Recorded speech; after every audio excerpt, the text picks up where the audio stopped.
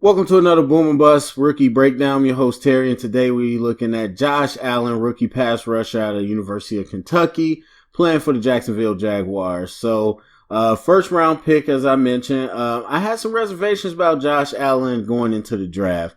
I definitely recognize the athleticism and the production, but looking at the tape, there were some things that I was a little worried about as far as his ability to handle strength and some of his stiffness.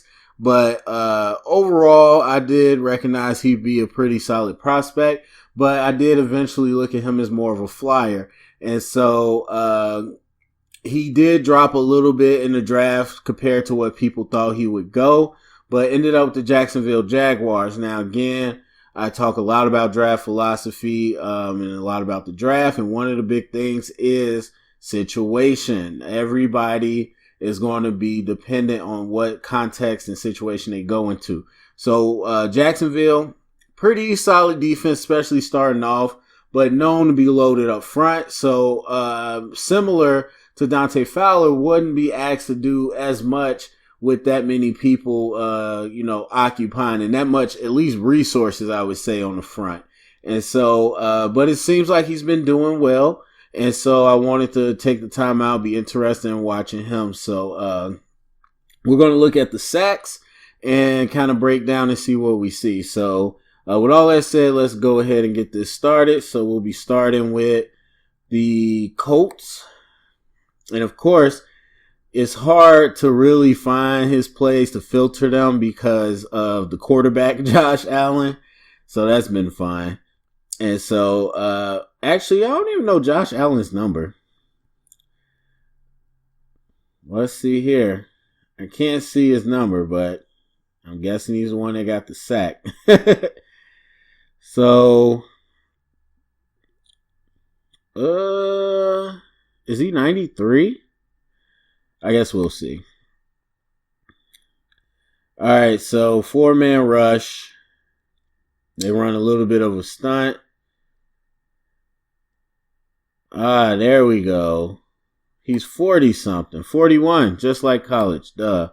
All right.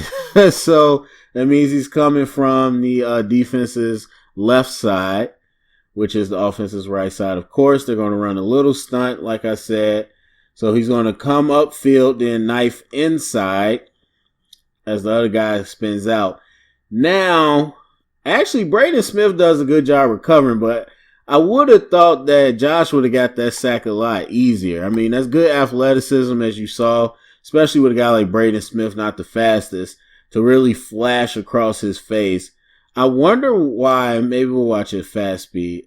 I wonder why he just didn't go towards the quarterback. I mean, there was a little bit of recovery, but you'll see that his aiming point when he comes across wasn't here. He comes across and goes around like he's pulling. So now, cut across, come down here. I'm not sure what he's looking. He's coming right here. Come down to the quarterback. And that would have been a quick sack. But he keeps fighting. And the coverage holds up.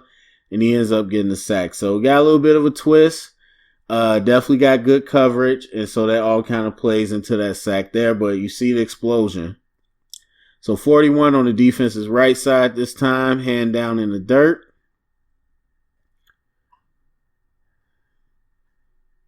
Beats the tackle across to the edge, but the tackle recovers. But then the quarterback scrambles out, and it's a pursuit drill from there. So again, you're looking at that athleticism. You got 3 on one side. Real funky defense. That's kind of cool. Tackle actually gets an early step, but he's not quick enough to get out to the edge. Now, if you would have bent and leaned, that would have been something, but he beats him. I mean, that guy has no chance. And so now it's just pursuit drill, using athleticism to chase down Sam Darnold. Also made the play by causing him to fumble. But let's watch that in real time. So this tackle has no chance, even being early. He has no chance to get out there. And that's the thing. Quarterbacks make it easy. I've said this with many quarterbacks, especially the Bears quarterback. Step up in the pocket. Once you move around the pocket, See, if you step up in the pocket, Allen has nowhere to go. But once you scramble out, now Allen's free to chase you. And so making the best play that you can, using the effort, again, making plays. All right. So against the Jets again. Looks like he's coming from the left side this time. And you got just a coverage sack. Or not just a coverage sack, but a coverage sack. Darnold has nowhere to go with it. And I do not know the Jets offensive lineman that well. So he's in good position. Attempts to ride the hoop, but gets taken out. But he has a nice counter with the spin. And again, Darnold conceded and just continued to use effort. Got to the quarterback.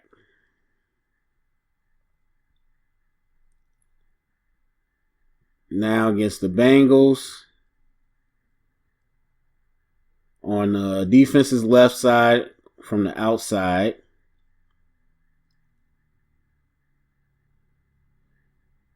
And that's a nice little quick pass rush. This is Andy Dalton still in because I know they had a new quarterback in. It's a nice little pass rush. I mean, it was quick. So he threatens the edge. Tackle turns too late. And that's just a good path. That's keeping your feet towards the quarterback. That's not being put off the path. And that's not trying to run too wide. That's using a good angle. So not trying to run too wide. Gets off the ball. Now once he wins on the edge, he turns his hips and his feet go straight to the quarterback. And that's how you get a sack. Now if you want to see him lean a little bit, have better shoulder dip, but at the end of the day, that's good stuff.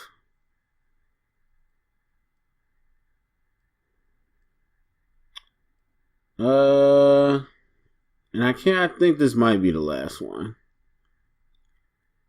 So against the Saints, Teddy Bridgewater. He's on the right side. Now let's get Teron Armstead. I always pronounce his name wrong. One of the better left tackles. Now, as you can see, definitely some time in the pocket. Good coverage going on. Gets a chip.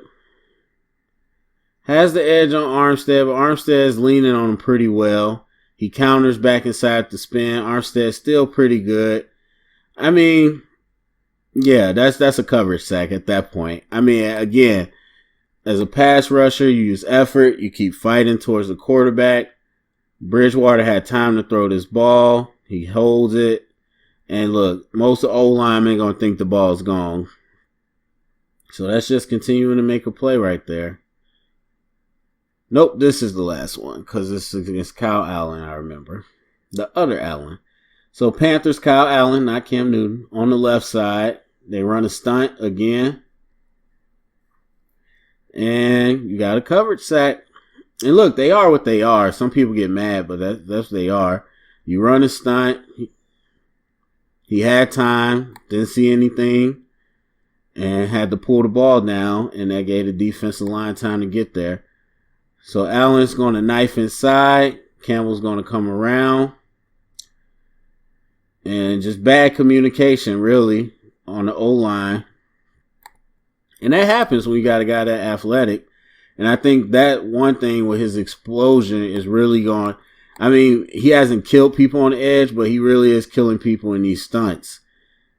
So now he helps out, but then he tries to get him, but number 60 hasn't recovered. And Allen's free to the quarterback. And that's it. So for me, looking at that, I think Allen definitely still has some ways to go. But you definitely see the explosion, as I mentioned before. I do think he has the mentality, whether it's the effort or the ability to keep moving to the quarterback. Now he's just got to put the rest of the technique together.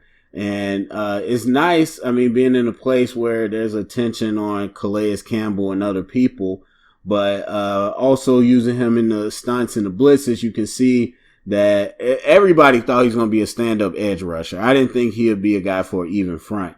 So I think blitzing off the edge, doing the stunts in some of the games is where he'll be best utilized at, because being able to explode like that, of course, across people's face is going to be a big asset for him. So it'll be interesting to see how he continues to grow. So anyway, go to the comment section. Let me know what you think. Share around, get the conversation started. And thank you for listening.